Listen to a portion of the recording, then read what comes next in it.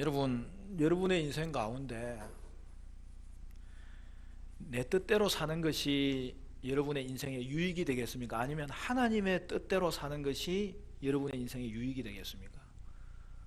어떤 사람은 자기 뜻대로 일이 잘 풀리면 너무 신나하고 너무 좋아하고 지금 일이 잘 풀린다고 생각하는데 사실은 그렇지 않은 거예요. 그게 착각하는 거예요. 오늘 우리는 평생 자신의 뜻을 붙잡고 살았던 한 인물을 보는 것입니다. 그게 누구죠? 야곱의 인생입니다. 야곱이라는 이름의 뜻이 발꿈치를 잡은 자라는 거예요. 쏘기는 자라는 거예요. 그런데 그의 인생이 어떻게 됩니까? 야곱은 자신의 행동으로 인하여 역경의 세월이 이어졌고, 그런데 그것이 끝이 아니에요. 그럼에도 불구하고 하나님은 그의 인생을 돌봐주셨고, 이삭에게 이어진 아브라함의 축복이 그에게서는 더 확장되도록 하신 거죠. 아직은 오늘 본문을 보면 이삭이 족장입니다. 그렇지만 사실은 야곱 이야기의 시작이 이제 오늘 본문부터 등장하는 거죠. 야곱은 노년에 자신이 애굽의 바로 앞에서 고백한 대로 험악한 세월을 보냅니다. 그의 인생은 믿음의 족장의 생애가 맞나 싶을 정도로 온갖 잘못과 실패와 실수로 가득 차 있습니다. 그가 태중에 있을 때에 태어나기도 전에 하나님께서는 큰 자가 작은 자를 섬기리라고 계시해 주셨고, 그리고 그 다음부터 어떤 모습입니까? 그는 태어날 때도 그의 형의 발꿈치를 잡고 나왔어요. 그리고 오늘 본문은 그 대표적인 사건 중에 하나입니다. 이삭은 유언의 때를 기다리지 못하고 야곱을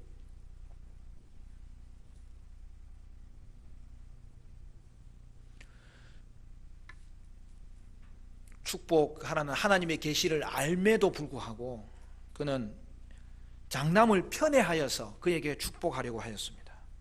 이에 야곱은 하나님의 때를 기다리지 못하고 이삭을 속이고 그 축복을 가로채려고 하였습니다.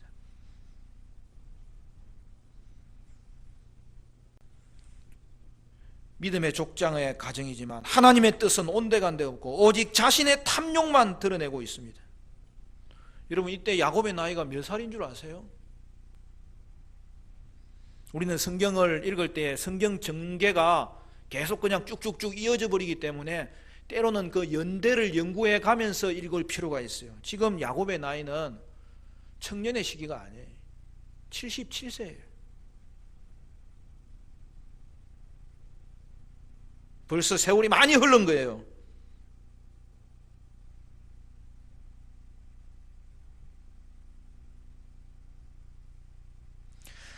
야곱이 이삭을 속이고 축복을 쟁취한 이후에 형 에서의 위협을 받고 밧단 아람으로 도망간 때가 77세예요. 그때 이삭의 나이는 몇 살입니까? 많이 쇠하여졌죠. 그는 당장 죽을 줄 알고 있었으나 그는 그 이후에도 47년을 더 살아요. 이때 이삭의 나이는 그가 40세에 결혼하잖아요. 그리고 60세에 아이를 낳아요. 그러니까 60년의 차이가 있는 거죠. 그러니까 지금 현재 이삭의 나이는 137세고 그는 나중에 180까지 삽니다. 그러므로 이삭도 문제지만 야곱은 지금 그는 할아버지,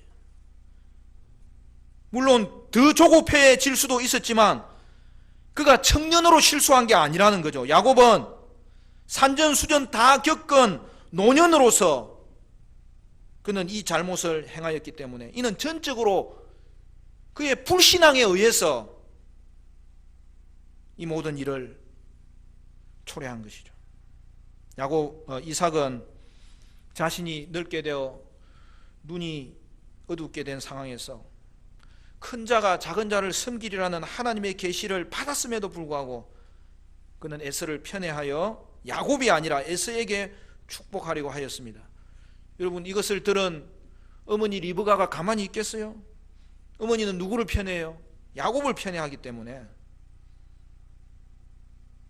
그도 하나님의 계시를 알고 있음에도 불구하고 편법으로 하나님의 일을 이루려고 계획합니다. 물론 앞에서 그 에스의 삶이 잠깐 나왔지 않습니까? 여러분, 에스는 어떤 자예요? 한 그릇 음식에 눈이 멀어서 장자의 명분을 경홀히 여겼던 것입니다. 그는 장자의 명분은 누구라도 줘버리라고 생각하였고, 단지 아버지의 축복은 또 그렇게도 받고 싶었던 거예요. 그러면 주인공인 야곱은 어떻습니까? 그는 어머니의 계획에 전적으로 동의하면서 아버지 이삭을 철저하게 속였고, 그래서 하나님의 일을 자기 방식으로 이루려 한 것입니다. 하나님은 저와 여러분을 축복의 주인공으로 세우셨지만 그럼에도 불구하고 저와 여러분은 축복의 주인은 아닌 것입니다. 축복의 주인은 하나님이세요. 하나님은 우리를 축복의 주인공으로 세우셨고 그 축복에 대한 약속을 주셨으니 그 약속하신 그 축복을 하나님이 친히 이루어 가시는 거예요. 그러면 어떻게 해야 됩니까? 야곱은 약속의 주인공답게 인내하면서 때를 기다려야 되는 거죠. 하나님의 일을 이룰 때에 하나님의 방식으로 이루어지도록 인내해야 되는 거죠. 근데 야곱은 어떻게 합니까? 하나님의 약속을 자신의 뜻대로 이루려 했던 것이죠. 우리는 하나님의 약속을 이룰 수 없을 뿐만 아니라 자신의 뜻대로 하나님의 약속을 이루려 할 때에는 그가 하는 일은 오직 하나님의 일을 방해하는 결과밖에 낳지 않는 거예요. 예를 들어서 여러분, 아무리 이삭이 영적 판단이 흐려져서 실제로 야곱이 아닌 에서에게 축복을 했다면 어떻게 되는 것입니까? 그래도 문제가 없는 거예요. 하나님은 인간의 잘못된 행위로 말미암아서 그의 일하심을 결코 방해받지 않는 거예요. 우리는 그런 하나님을 믿는 거예요.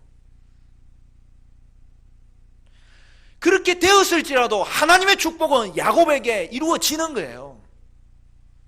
여러분, 혈통적인 장자가 꼭 합법적인 장자로 세워지는 것은 아니었잖아요.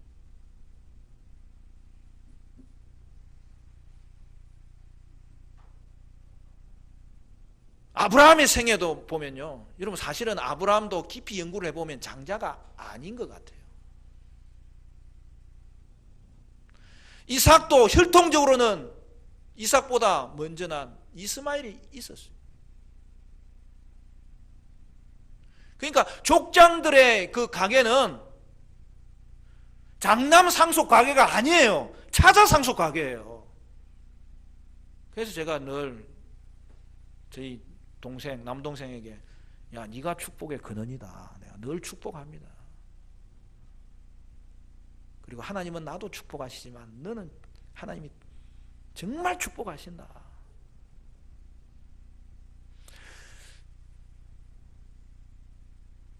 에스와 야곱도 마찬가지잖아요. 왜 그렇게 하셨을까? 그 이유는 결국 이삭이 야곱을 축복하는 그 축복의 내용에서 드러납니다.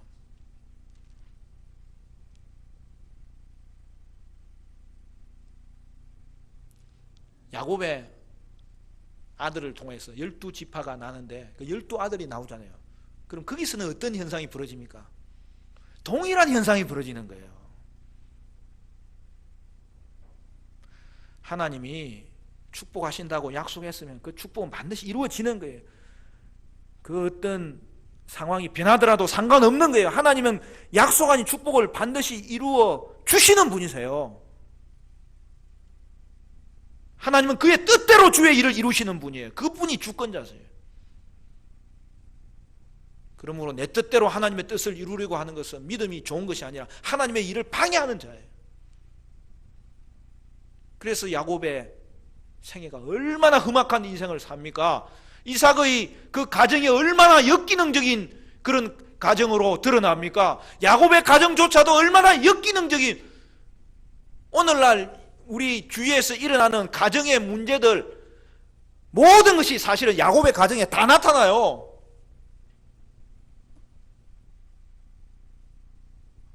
여러분, 야곱의 12아들 중에서 누가 장자입니까? 첫째가 르우벤입니다. 그러나 하나님은 그에게 합법적인 장자를 주지 않습니다. 둘째는 시몬이에요. 셋째는 레위예요. 넷째 유다가 합법적인 장자로 하나님이 인정하시고, 유다의 가계를 통하여서 다윗이 나오게 하시고, 다윗을 통하여서 그리스도가 오게 하시는 거예요. 여러분, 유다가 몇째라고요? 넷째. 여러분 중에 넷째 있어요? 제가 일부 예배 때 설교하니까 재원이가 손을 번쩍 들더라고요. 나는 성경이 성은이 성지 집에서 손을 들었나 하니까 애가 너무 크가 보니까, 여러분, 넷째가 축복의 근원이에요. 그 말은 뭐예요? 하나님이 약속하신 것은 반드시 이룬다는 거예요. 그러니까 이삭이 실수로 에서를 축복했을지라도 하나님은 다시 야곱을 합법적 장자로 세웠을 것이고, 그리하여 아브라함의 축복은 야곱을 통하여 이루어지도록 반드시 역사하십니다. 어떤 사람은 하나님보다 지혜로운 사람이 있어요. 그렇지 않아요. 무에서도 유를 창조하시는 그 하나님은 여러분의 인생을 향한 계획을 가지고 계시고, 여러분의 형편이 어떠하든지 간에 여러분께 간섭하시고 그것을 반드시 이루시는 분이세요. 결국 야곱의 불신앙으로 인하여서 형제 에서와의 관계가 철천지 원수가 되잖아요. 이건 하나님의 뜻이 아닌 거예요. 어떤 사람은 그래도 하나님의 축복을 향한 그의 열정을 본받아야 되지 않느냐고 그러는데, 오늘 본문은 결코 그 내용을 가르쳐주는 것이 한 점도 없어요. 그의 불신앙이 하나님의 일을 방해한 거죠.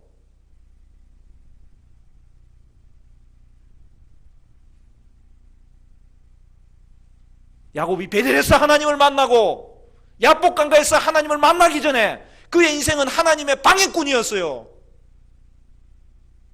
철저하게 그것을 보여주는 인생이 야곱의 인생이에요. 그리고 그 인생을 보면서 우리는 우리 인생을 보는 거죠.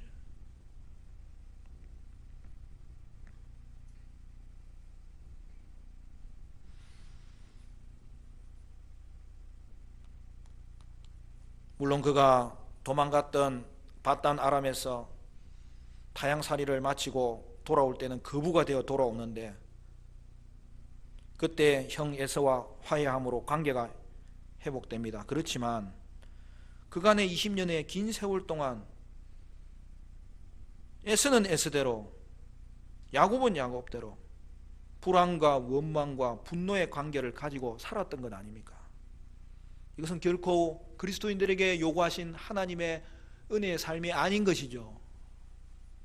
그러므로 우리도 내 뜻대로 하나님을 이루려고 한 나의 삶의 잘못된 방식이 있으면 끊어야 합니다. 우리는 하나님의 뜻을 알고 기다리면서 오직 하나님의 지혜를 나의 지혜로 삼고 하나님의 말씀에 순종하고 하나님의 지혜를 의지할 때에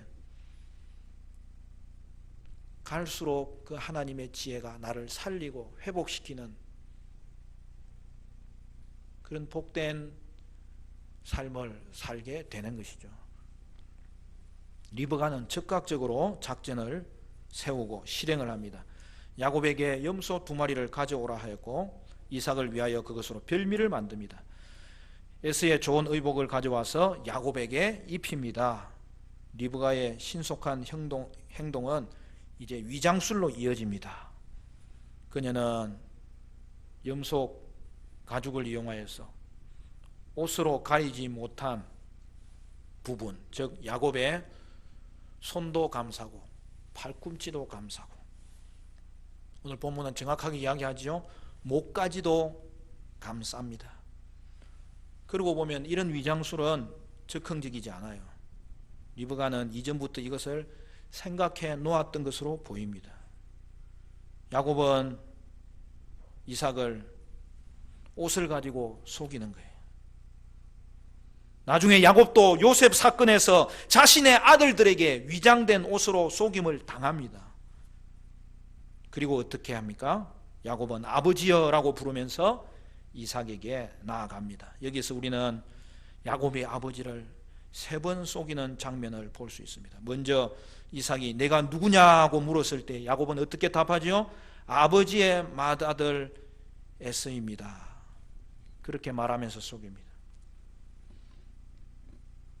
에서가 나간 지 얼마 안 되어서 돌아온 것을 의아하게 여긴 이삭은 사냥을 어떻게 이렇게 빨리 해왔느냐고 물었고, 이에 야곱은 답합니다. 여호와께서 즉시 발견하게 해주셨다고. 그는 여호와의 이름으로 다시 아버지를 속입니다. 여러분, 사실 이렇게 빨리 준비하여 온 것은 지금이라도 에서가 돌아오면 큰일이기 때문이잖아요. 축복 예식은 너무나 중대한 일이었기 때문에 이삭은 침침한 눈과 귀로는 누구인지 확인하기가 어려워서 추가적으로 후각을 이용하고 촉각을 이용하여 검증하기 위해서 그를 안고 그를 만졌습니다. 이삭은 야곱을 만지면서 음성은 야곱의 목소리인데 손은 에서의 손이로다 하면서 의심하였지만 분별하지 못하고 야곱을 축복합니다. 그리고 마지막으로 내가 참 내 아들 에서냐라고 물었을 때 야곱은 그러하니이다 답하면서 아버지를 속입니다. 이삭은 별미를 즐겼고 그 후에 전통적인 절차를 우리가 상상하면 알 수 있듯이 그는 두 손을 그의 머리에 얹고 그를 마음껏 축복한 것이죠. 27절 말씀 우리 같이 읽어볼까요? 27절 다 같이 27절 시작. 그가 가까이 가서 그에게 입맞추니 아버지가 그의 옷에 향치를 맡고 그에게 축복하여 이르되 내 아들의 향치는 여호와께서 복 주신 밭의 향치로다. 그렇게 축복이 이어집니다. 여기서 밭이라는 것은 들을 의미해요. 결국 그가 누구를 염두에 두고 축복했다는 거예요? 에서를 염두에 두고 축복한 거죠. 그러나 이 축복은 결과적으로는 어떻게 돼요? 야곱에게 성취됩니다. 야곱은 나중에 탁월한 목자가 되고 결국에 그는 가나안 전역을 누비는 사람이 되어서 아브라함에게 약속한 모든 축복이 야곱에게 이루어지는 거죠. 여러분, 우리는 야곱의 가정에서 일어난 이 비정하고 속이고 편애하는 그러한 장면을 봄에도 불구하고 결국에는 하나님의 축복이 또한 야곱에게 이어지는 것을 확인하는 것입니다. 리브가는 아버지를 속이는 일에 아들 야곱을 적극적으로 도왔는데 자식에 대한 애정 때문에 부부관계에 거짓이 들어서고 말았던 것이죠. 여러분, 우리 주위에도 이렇지 않습니까? 우리가 자녀를 잘 돌보는 것은 너무나 중요한 책임이지만 그럼에도 불구하고 자녀의 일로 말미암아서 부부 관계를 희생시키면 절대 안 되는 거예요.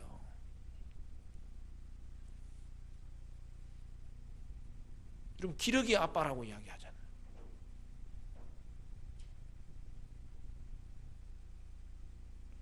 저는 그것에 대해서 절대로 찬성할 수 없습니다. 갈리면 부부가 같이 가세요. 그러면 돈은 누가 벌어요? 그러면 자녀만 기도하면서 보내세요. 요즘은요, 미국도 멀지 않아요. 우리가 1년에 2번 정도 사실 부모님들 만나는데 명절 때, 그죠? 미국도 본인이 한번 오고 또 부모가 한번 가서 찾아주면 벌써 여러분 또 가는 데는 한 열흘씩 있다 오잖아요. 한국에 사는 것보다 더 나아요 요즘은. 부부 관계가 좋아야 그게 자녀에게 가장 큰 축복인데, 오늘 이 가정은 그것을 잊어버렸을 때 그것이 회복되기까지 얼마나 긴 과정을 거칩니까? 야곱은 하나님의 이름까지 들먹이면서 이삭을 속였습니다. 이삭은 의심하였지만 에서처럼 음식에 쏟고 약한 눈의 감각에 속아서 야곱을 축복하고 맙니다. 그러나 우리는 야곱 사건에서 인간의 이러한 잘못된 계획에도 불구하고 하나님은 그의 계획을 실패하지 않으시고 결국 이루어 가시는 것을 본다는 사실이죠. 속이는 자에게 주시는 과분한 축복입니다. 여러분, 이것이 하나님의 은혜입니다. 하나님은 어떻게 이렇게 속이는 자에게 축복을 줄 수 있다는 말입니까? 먼저는 이삭의 영적 감각이 흐려졌기 때문이지만, 그럼에도 야곱과 리브가는 하나님의 약속은 이루어질 줄로 믿었어야 되는 거죠. 그러나 결국 야곱이 축복받게 된 것을 볼 때, 여러분, 이것은 은혜라는 말 외에는 설명이 되지 않습니다. 우리도 마찬가지입니다. 우리가 행한 것은 평생을 내 뜻대로 살려고 한 것인데, 그러나 하나님은 내 뜻대로 살도록 내버려 두지 않으시고, 그것이 하나님의 귀한 손길이었기 때문에 우리는 그것으로 말미암아 하나님의 일을 방해받게 한 것이 없었지만, 그렇지만 하나님은 그 방해 중에서도 저와 여러분을 향한 하나님의 계획을 이끌어 오셨고, 결국에는 저와 여러분이 구원을 받도록 역사하셨습니다. 그리고 지금도 여러분의 삶 가운데 일어나는 모든 일은 하나님의 섭리 없이는 이루어지지 않도록 여러분을 다스리시는 분이 주님이십니다. 성도에게는 어려운 일을 당해도 하나님의 섭리가 함께합니다. 그러므로 여러분은 손해보고 힘든 일이 생겨도 스스로 포기하는 일은 결코 하면 안 돼요. 이를 통한 하나님의 섭리가 있는 거예요.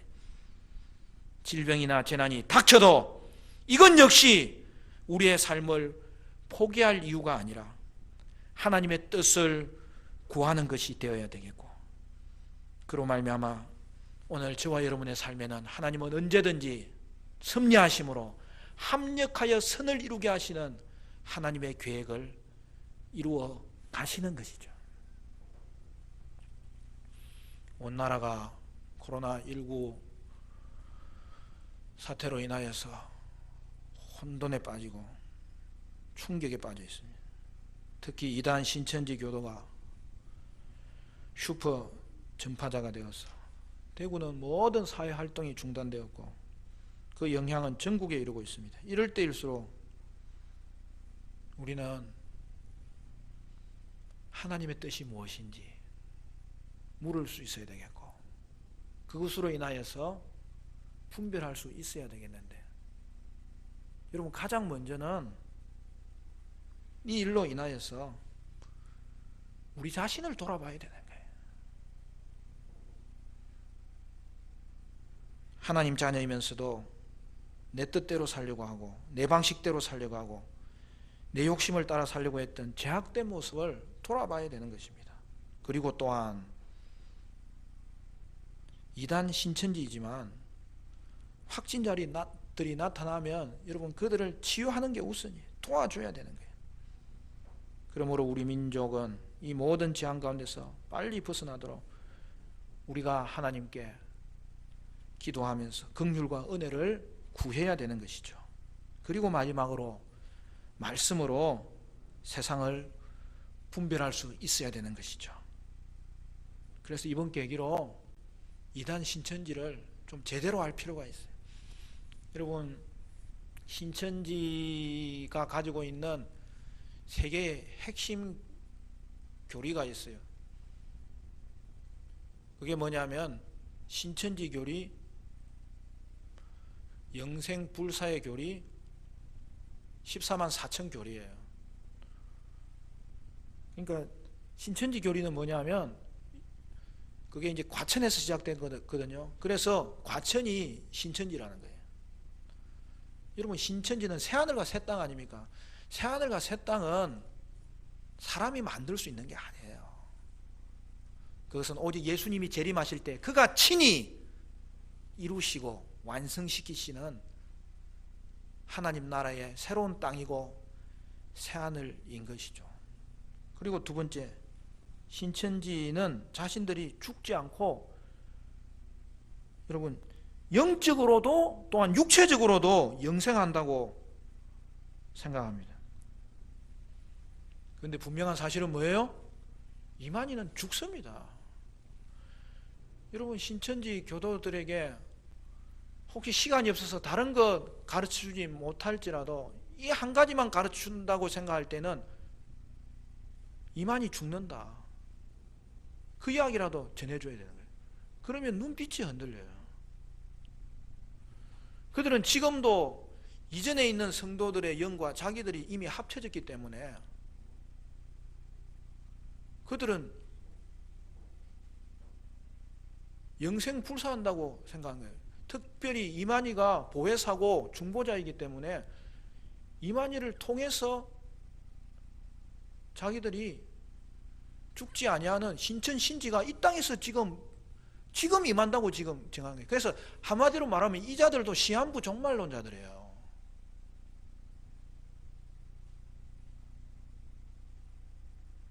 제가 1992년 10월 28일 날 다미 선교회가 벌인 일들을 생생하게 기억합니다.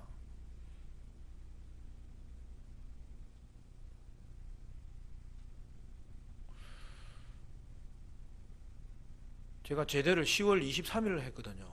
제가 군대를 좀 늦게 갔어요. 그래서 제가 생각하기에 원래 군대는 이게 정보가 제한되어 있기 때문에 혹시나 분명히 쟤네들이 거짓말 하는 건데 그 거짓말을 내가 눈으로 좀 확인하고 싶은데 군대에 있으면 확인을 잘 못할 수도 있잖아요. 그래서 좀 확인을 해야 되는데 보니까 이제 거의 날짜가 다가오는데 내 제대가 10월 23일로 딱 이렇게 떨어지더라고요. 하나님 감사합니다. 내가 전애들 거짓말하는 거 내가 현장에서 딱 봐야 되겠습니다. 여러분, 그런데 그 당시에 기존 교회에서도 많이 다미선교회 갔어요. 합동적 교회가 심각하게 거기 간 사람들 많아요. 왜 그래요? 말씀 중심의 신앙생활을 안 하는 거예요. 자기 뜻대로 하나님을 알고 하나님을 믿는 거예요. 여러분, 거짓 진리에 오염이 되면 분별력이 사라지고 그곳에 빠져들면요, 그거는 결코 헤어나오지를 못해요. 그래서 이단들이 더 뜨거운 거예요.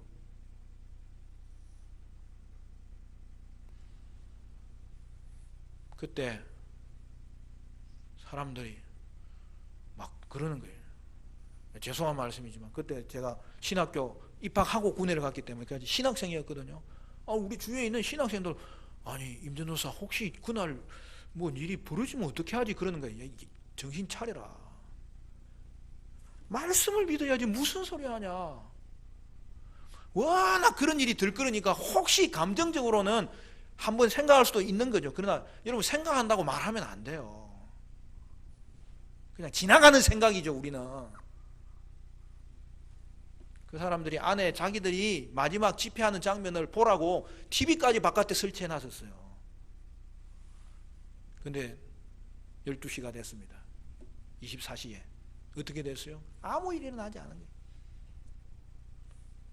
그제서야 가족들이 들어가가지고 자기 가족들 끄집어내고 그 담당자들 멱살을 잡고 그 어떤 목사들 거기나 신천지가 아니라 다미선교회 목사들 도망가고 일 때문에 충격을 받고 자살한 사람들 생기고, 그 뒤에 제가 다미선교회에 있던 사람들 만나는데 내가 잘됐다. 내하고 성경 공부합시다. 그래가지고 제가 그 뒤에 다미선교회에 있었던 사람 다시 교회로 들어오게 몇 사람 했어요. 사실 저는 오늘 뭐 신천지가 교회마다 올 수도 있다 그러길래 나는 이 자리에 와서 좀 말씀을 들었으면 좋겠다는 생각도 했어요. 여러분, 우리는 말씀 중심의 성도이기 때문에 이 말씀이 가는 곳에 가고 설하면 서는, 그리고 이 말씀이 나를 살렸고 내게 믿음을 주었고 하나님의 뜻이 바로 이 말씀 안에 있기 때문에 이 말씀 중심의 성도, 하나님 중심, 성경 중심, 교회 중심의 바른 진리의 성도들은 신천지를 대적할 뿐만 아니라 제대로 가르칠 수 있어야 되는 거예요. 그럼 14만 4천은 신천지 교인들의 숫자를 말하는데 2015년에 이미 이 숫자가 넘었어요. 그래서 이제는 뭐라고 하냐면 우리 안에도 가라지가 있기 때문에 중간에서 떨어지는 자가 있다고 하면서 더 강압적으로 신천지에 충성하도록 만드는 거예요. 여러분 14만 4천은 우리가 계시록 그동안 강의하기 때문에 알잖아요.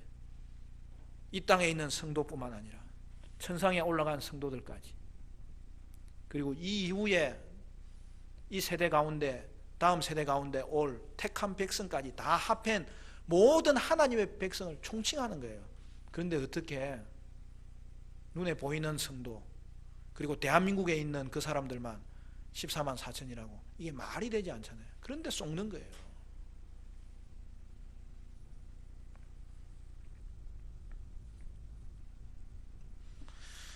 이단들은 문제가 뭐냐면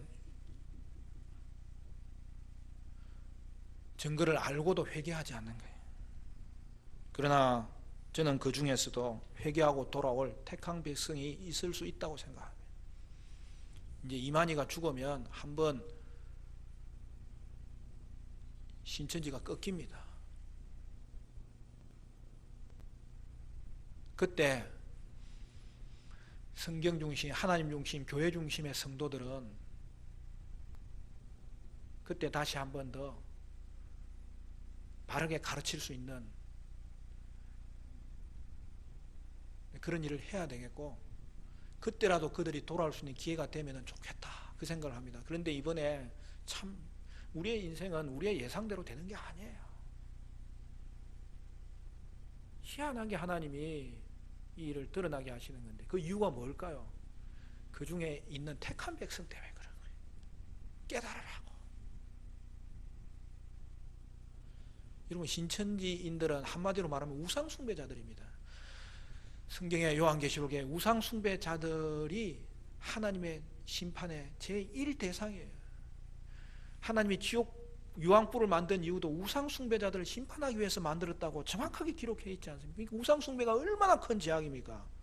이래도 되고 저래도 좋은 게 아니에요. 그들은 반드시 망할 자인데 그래도 이번에 드러나게 하시면 이제 폐쇄됐으니까 몇 주간 못 갈 거 아니에요. 이런 상황에서 혹시 우리 주위에 신천지인들이 있으면 이제는 다시 돌아가지 않으면 되는 거예요. 하나님 기회를 주시는 거예요. 끊어야 되는 거예요. 내 눈이 범죄하면 눈을 뽑듯이 내 팔이 범죄하면 내 팔을 잘라서라도 끊어야 되는 거예요. 그래서 살 길을 하나님께서 주시는 것인데, 사랑하는 성도 여러분, 오늘 우리는 야곱의 생애의 암울한 장면을 보면서 속이는 이 야곱을 그럼에도 하나님은 축복하시는데 그것이 바로 우리 자신임을 돌아볼 수 있어야 될 것입니다. 인간은요 얼마나 이기적이고 얼마나 죄악되고 얼마나 탐욕스러운지 모릅니다. 그럼에도 하나님은 여러분을 사랑하사 성령으로 다가오시고 성령으로 인쳐주시고 그리하여 저와 여러분을 구원받게 하셨습니다. 우리를 새롭게 하심으로 예수 안에 있는 죄사함의 은혜를 얻게 하시고 평안의 은혜를 얻게 하셨습니다. 그러므로 이제 여러분은 내 뜻대로 안 될 때 하나님을 바라보시기를 바라고, 하나님의 뜻을 붙잡을 수 있는 기회를 주실 때에 우리는 하나님께 돌이킬 수 있어야 될 것입니다. 사랑하는 성도 여러분, 약속의 자손임에도 불구하고 자기 방식으로 하나님의 뜻을 이루므로 하나님을 방해하는 자가 우리 성도들 가운데는 한 사람도 없기를 바라고, 여러분이 머무는 곳마다 은혜의 심령이 되고 하나님의 뜻을 구함으로 여러분도 죽게 돌아가고 여러분의 주위의 사람도 죽게 돌아오는 일에 쓰임받게 되어야 되겠는데, 여러분 기필코 속이는 자에게 주시는 이 가분한 은혜는 나에게 주신 은혜임을 기억하여서 여러분은 우상을 제거하고 하나님의 뜻을 찾고 순종하는 자가 되어서 오늘도 인내하기를 바라고 기다리기를 바라고 주님의 뜻을 붙잡기를 바라고, 그러나서 여러분이 머무는 곳에는 은혜의 역사가 이어지는 복된 성도 여러분 되시기를 주님의 이름으로 축원합니다.